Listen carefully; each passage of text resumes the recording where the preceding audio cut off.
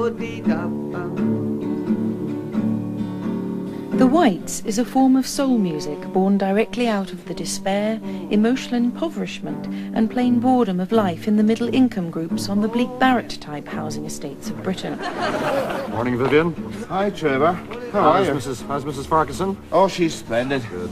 Having a bit of a lie-in this morning, Is she? Is she? Lovely day for the car, isn't it? Isn't it? Dry nicely. Finley Fraser sings The Whites. This morning, my BMW wouldn't start.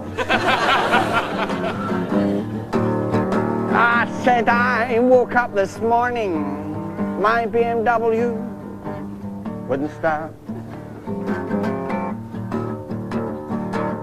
Hey, Mr. RAC man, if you don't hurry up, I'm going to be awfully late for my...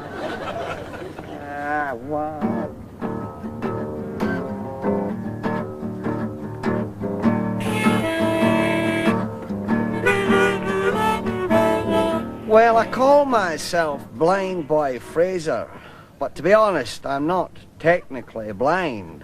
Although I am a bit short-sighted, which is actually more traumatic than being blind. Because blind people get a disability pension, whereas I have to struggle along on a salary of 25k a year plus company car. Why do I like him?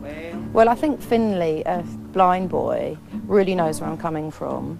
Like me, he's really aware of the important issues that face us, like school fees, the 6,000-mile service, and the horrid little weeds that creep up in the crazy paving between the cracks. I mean, there's no doubt about it. I mean, Blind Boy Fraser has given us middle-income whites a dignity and identity that, that we've never had before. And, well, it's thanks to him I can now go into a record shop wearing a business suit without feeling a complete tit. No, true. He's given us Square's cred, man. I mean, he is Roger Whittaker with soul. But it's when he's insecurely behind the artexed walls of his castle that Blind Boy really bears his soul and gives us a rare insight into the inner frustrations of a creative mind. Oh, MFI, you'll be the death of me.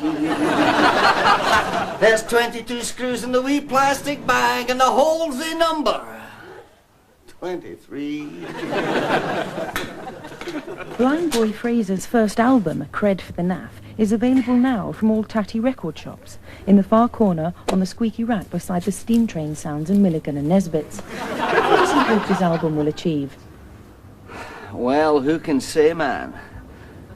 But if just one quantity surveyor decides not to leave his safety helmet on the parcel shelf of the Cavalier, then I think it will all have been worthwhile. Oh, all these naughty dandelions